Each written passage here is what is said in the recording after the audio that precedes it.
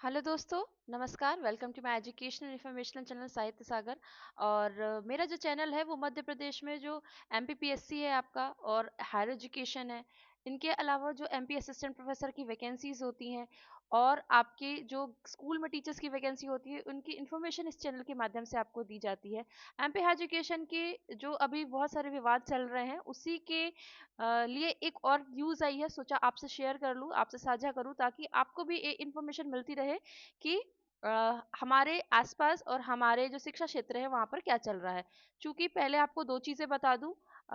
इस चैनल के माध्यम से हम कोशिश करते हैं कि हर उस व्यक्ति की मदद करें, हर उस अभ्यर्थी की मदद करें, जो शिक्षा क्षेत्र में नौकरी ढूँढ रहा है और अपना जो एक अवसर पाने की चाह रखता है, जिसके लिए मुझसे जितनी भी कोशिश होती रहती है, मैं आपके लिए वो कोशिश करती रहती हूँ।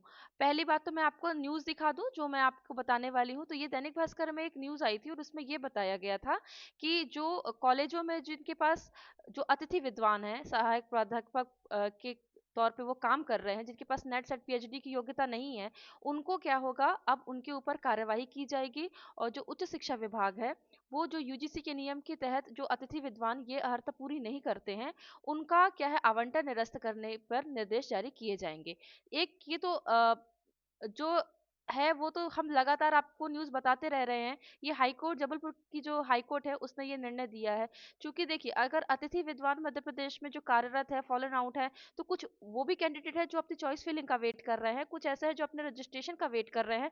तो केवल अतिथि विद्वान बस नहीं है कि जो एमपी हाई एजुकेशन में अपनी बात रख रहे हैं, और भी लोग हैं जो अपनी बात रख रहे हैं। तो ये पूरा आपको मैं बता दूंगी, और आपको अगर मेरे टेलीग्राम में जुड़ेंगे तो मैं इसको वहां पर शेयर कर दूंगी। आप पूरी नोटिस पढ़ लीजिएगा कि यहाँ पर क्या रखा हुआ है, यानी कि क्या लिखा हुआ है। इसके अलावा जो एक प्रामाणिक तौर पे अगर देखा जाए, तो ये है प्रामाणिक तौर पे कि जो अतिथि विद्वान थे, जो यूजीसी के द्वारा जो अर्हता थी वो नहीं रखते थे, उनके लिए आवेदन दिया गया था। बिना आवेदन के कुछ नहीं होता है, तो उसी के विषय में ये आवेदन दिया गया था। और कौन कौन है जो आवेदन जिन्होंने दिया था, तो कौन कौन ऐसे हैं जो अर्हता नहीं रखते हैं, उनकी लिस्ट भी यहाँ पर दी गई थी। क्योंकि जब कार्रवाई होती है, जब आपका कोर्ट केस होता है, तो केवल मौखिक रूप से कुछ नहीं होता है, वहां पर आपको क्या देना पड़ता है, साक्ष्य भी देने पड़ते हैं। तो ये साक्ष्य के आधार पर ये जो पीडीएफ है, ये सर्कुलेट हो रही है, तो हो सकता है आपको भी जानकारी हो। ये सूचना आपको क्यों दी जा रही है? सूचना सिर्फ इसलिए दी जा रही है कि कुछ अभ्यर्थी थे जो बहुत परेशान हो रहे थे, और मैंने ही उनको बोला था कि इस साल तो हो सकता है कि न्यू रजिस्ट्रेशन ना हो, और जो क्या कहते हैं, आपकी चॉइस फिलिंग ना हो। वो इसलिए ना हो क्योंकि जो फॉलन आउट वाले कैंडिडेट थे और जो अतिथि विद्वान थे, वो लगातार अपनी मांगे रख रहे हैं। तो बात उनकी मानी जाएगी जो अपनी बात रख रहे हैं। तो इसी क्रम में अ, जो न्यू रजिस्ट्रेशन वाले कैंडिडेट थे और जो जिनकी चॉइस फिलिंग नहीं हुई थी, उन्होंने भी कहा क्या, जो कोर्ट केस है, कर किया था, कोर्ट केस किया था। आज ही मैंने किसी को रिप्लाई दिया था कोर्ट केस के बारे में। तो उन्होंने कोर्ट केस किया था, और वहां कोर्ट की तरफ से ये आश्वासन मिला है कि हाई कोर्ट जबलपुर ने अंतिम निर्णय के बाद ये फैसला लिया है कि जो अतिथि विद्वान है, जो योग्यता नहीं रखते हैं, उन पर कार्यवाही की जाएगी और उनको हो सकता है निकाला भी जाए।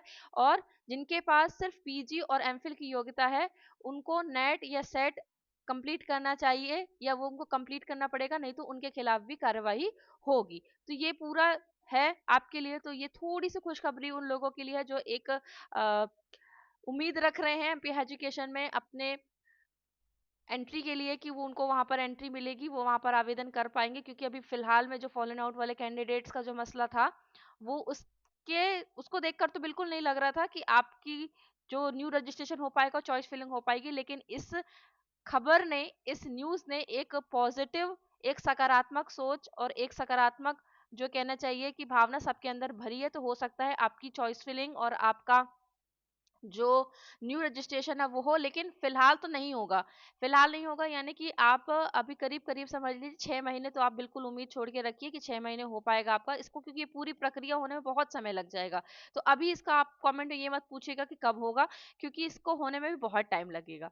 ठीक है, तो ऐसे ही हम खबरें आप तक शेयर करते रहते हैं, साझा करते रहते हैं। और अगर आप वैकेंसी में इंटरेस्ट है असिस्टेंट प्रोफेसर की या स्कूल की, तो यहाँ भी कोई औचित्य नहीं है स्कूल का बताने का मेरा, लेकिन स्कूल अगर कॉलेज में है, तो आप देखते रहिएगा, बहुत सारे वीडियोस हमने बनाए हुए हैं अतिथि विद्वान के, तो आप उसको देखते रहिएगा। और अच्छा लगे तो चैनल को सब्सक्राइब कर लीजिए, लाइक कर लीजिए, ताकि मैं आपको ऐसे ही इन्फॉर्मेशन आगे देती रहूं। मिलते हैं अगले वीडियो में, तब तक के लिए अपना ध्यान रखिए और खुश रहिए।